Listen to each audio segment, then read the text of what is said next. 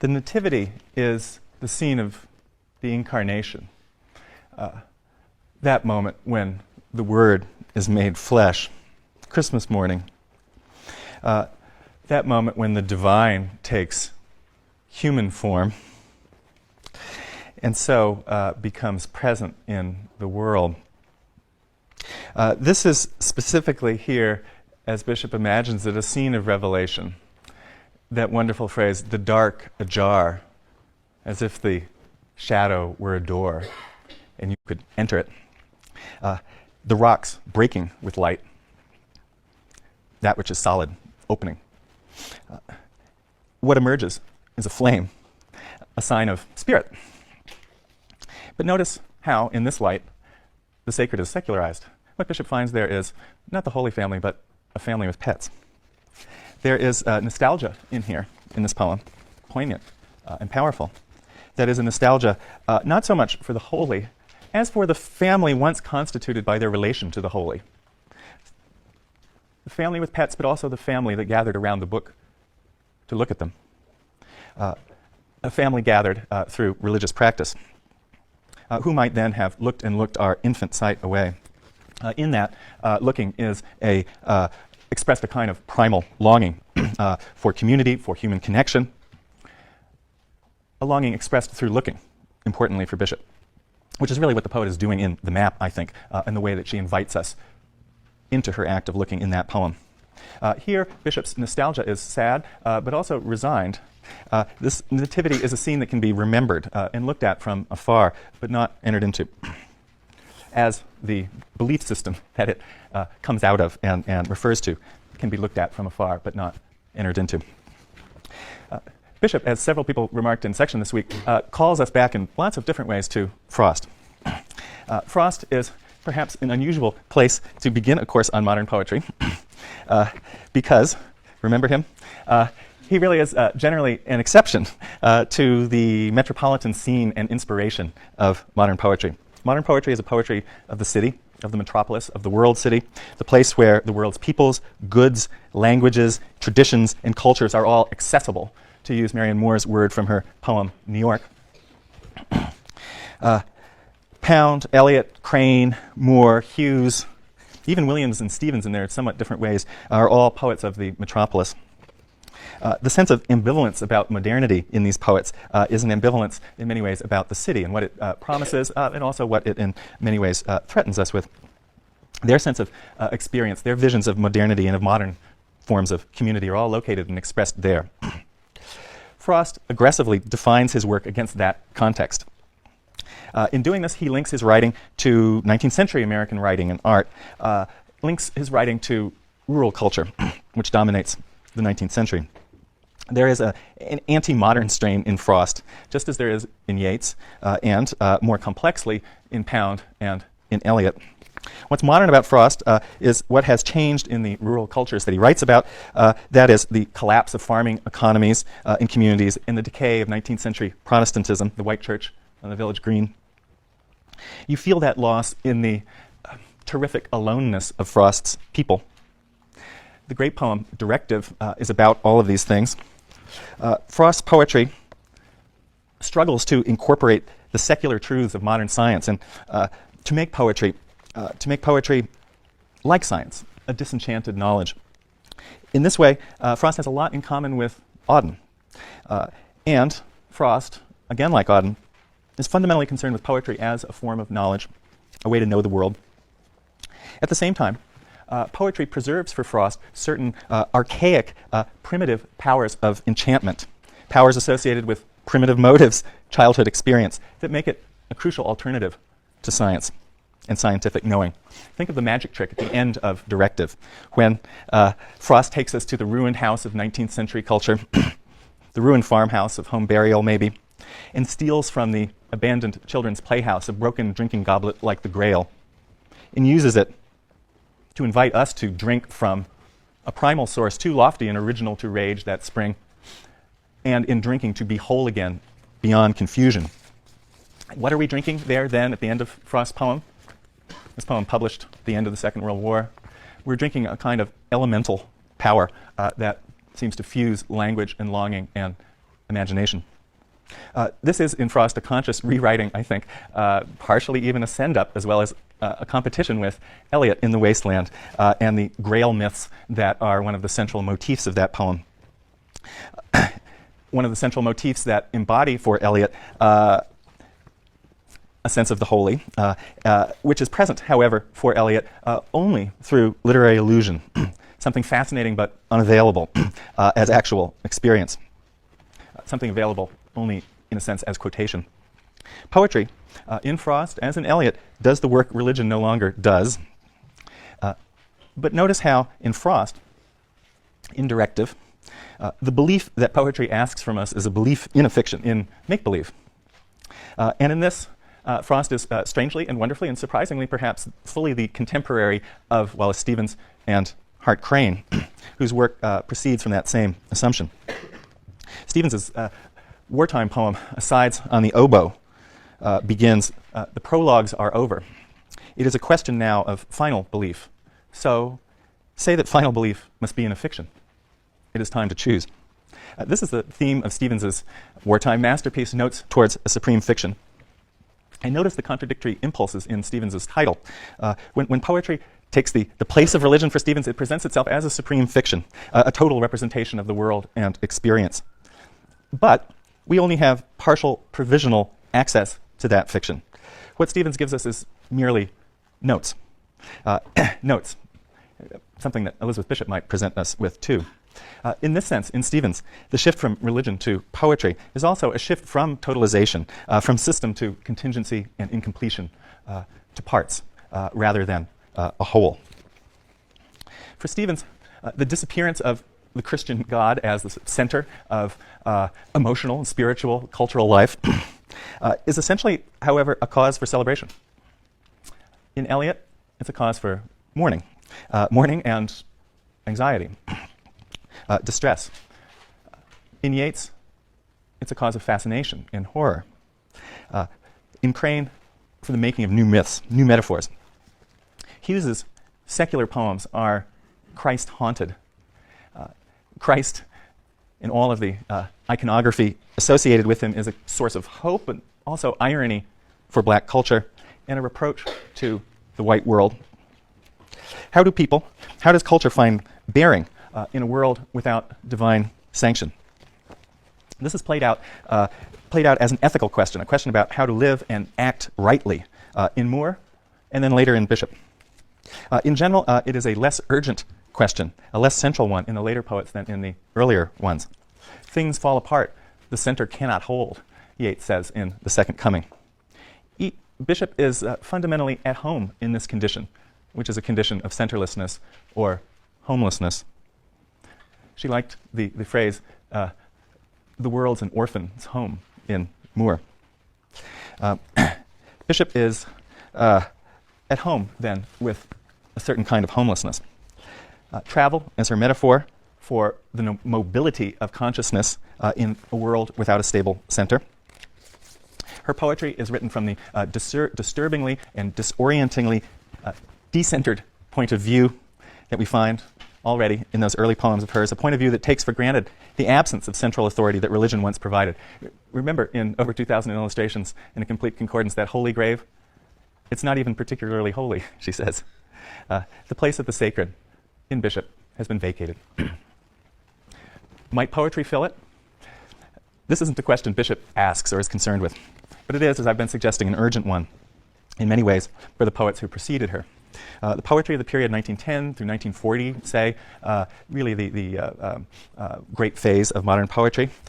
This period is structured, I think, by two big questions. How should poetry be written? And what can it do? What can it accomplish in the world? In the first lecture, I talked about these different impulses, which are at once opposing, but also, I think, related and interlocking. I called one of them formal and inward turning, and aesthetic. The other, rather outward turning, concerned with the moral, the political, the social. The first one tends to limit the definition of poetry, to say what is particular to this art, to isolate what is essential to it. The other works to extend poetry's scope, to give it an expanded role in culture, in the world, in our lives. You see different versions of both of these impulses in the career trajectories of H.D. and William Carlos Williams, who begin as masters of a certain kind of short poem and go on to create epic poems of cultural sweep, H.D.'s being called Trilogy, Williams's Patterson. But the poet who more than any embodies these two impulses in the shape of his career is Pound, of course, as I said, the author of the shortest and the longest poem in modern poetry, the exponent of imagism, and the author of the cantos. Imagism seems to want to get outside of history, to explore the sudden liberation from space limits and time limits, Pound says, in a kind of autonomous aesthetic experience. The cantos, however, are a poem, as Pound called it, including history, a poem of the greatest possible range and scope and ambition. In imagism, there's an attempt to establish the primary poetic unit, to cut away what is inessential, to find what is true. This is a kind of formal program that expresses a drive towards truth-telling that we find in somewhat different terms in Frost and Auden and Moore. Think of Frost's sense of fact versus, in mowing, the easy gold at the hand of Fay or Elf. Or think of Yeats's stylistic transformation as expressed in that short poem, A Coat, or the Fisherman poems from 1915. Think about Moore's and Auden's severe revisions of their work, in each case involving cutting out poems or cutting away many lines in order to arrive at what Moore called in poetry, that poem subjected to severe revision, the genuine. These are all creative acts of, I think you could say, self-limitation. And they're linked to the general recurrent theme in these poets, in particular, Auden, Moore, Frost, to the general theme of restraint or reticence. The deepest feeling always shows itself in silence, not in silence, but restraint.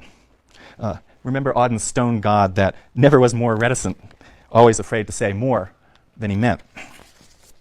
This impulse that I'm describing in modern poetry is also related to formal experiments with restraint. You see this worked into Moore's syllabics. Modern poetry, in many ways, seeks to restrain the singing voice and the lyric voice of Romantic poetry as received through 19th century poetry. Frost's vernacular, his will to get the sound of sense into his poems functions in this way. So does Hughes's vernacular, his black speech. Think about Eliot's syntactic and logical discontinuities and disjunctions, the way they interrupt and fragment lyric utterance.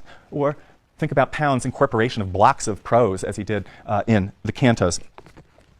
There is in all of these examples a tendency to define what is modern in modern poetry by the incorporation of traditionally non-poetic forms of speech and language use, and moreover, and importantly, non-traditional methods of organizing poetic language. At the same time, this impulse can be seen as a way not of limiting or curtailing poetry's scope, but rather the opposite, expanding it to include, even as Moore puts it, school books and business documents, making poetry available for people and cultures and experience that had not previously been represented in poetry. Other modern poetry is experimental in a very different way. Indeed, in its revival and recovery and incorporation of historical poetic forms. You could understand Hart Crane's reclaiming of Elizabethan and 19th century forms of ornamental rhetoric and versification as exactly this kind of reclaiming of archaic materials. There's something similar going on in Pound, in Pound's recovery of Provençal and Anglo-Saxon verse forms, his revival of these forms. Pound and Crane are both heroic poets. They answer that question, what can poetry do, what can it affect in culture, by saying simply, everything. That's really the extraordinary presumption of their long poems, the bridge and the cantos. They are very different poets, however, and to some extent opposed figures. Although, indeed, their claims for poetry made them both exposed figures in poignant and complicated ways. When I talk about their difference, I'm thinking of Pound's suspicion of rhetoric, his suspicion of representation, his kind of will or drive to get beyond these things, versus Crane's faith in rhetoric and imagination, and their power to transform the world. In a sense, you couldn't have two more different poets. But both of these poets take poetry as a kind of metaphor, as not only a metaphor, but as the salient instance of the creative impulse in history. What makes history happen? What makes action in history? And they place poetry at the center of all that is most important that we do. They both propose that poetry can fulfill the central mediating functions that religion once did. Pound and Crane become cautionary figures for later poets. To some extent, Yeats does, too. That is, figures who seem to show the limits of poetry precisely in their efforts to expand them. This is one way we can understand Bishop's poem, Visits to St. Elizabeth's, on page 133. This is a poem that describes Bishop's periodic visits to Ezra Pound in St. Elizabeth's Hospital, where Pound was institutionalized, incarcerated, after his return to the United States on charges of treason. Bishop was living in Washington as the poetry consultant to the Librarian of Congress, and it befell her almost as an official duty to visit Pound, hear him talk, and bring people to Pound. And it became the occasion for this poem, built on the form of, this is the house that Jack built. This is the poetry that Jack made. This is the house of Bedlam. This is the man that lies in the house of Bedlam. This is the time of the tragic man that lies in the house of Bedlam. And she continues, adding each time, and of course in Bishop's distinctive manner, not only repeating but revising the terms that she's given us. Again, a poetics of constant readjustment. As the poem builds, characters are included, not only Pound, but Pound represented as the man, but also a soldier, a boy, a Jew. Figures that are versions of Pound, perhaps. Reaching a climax in the final stanza, this is the soldier home from the war. Perhaps that's Pound in some sense. These are the ears and the walls and the door that shut on a boy that pats the floor to see if the world is round or flat. Again, Bishop touching a map. This is a Jew in a newspaper hat that dances carefully down the ward, walking the plank of a coffin board with the crazy sailor that shows his watch that tells the time of the wretched man who lies in the house of Bedlam. It's a great poem. I spoke of Auden's and Bishop's perspectivism. Here, Bishop gives us multiple perspectives on Pound and, by extension, on the social and political ambitions of modernist poetry.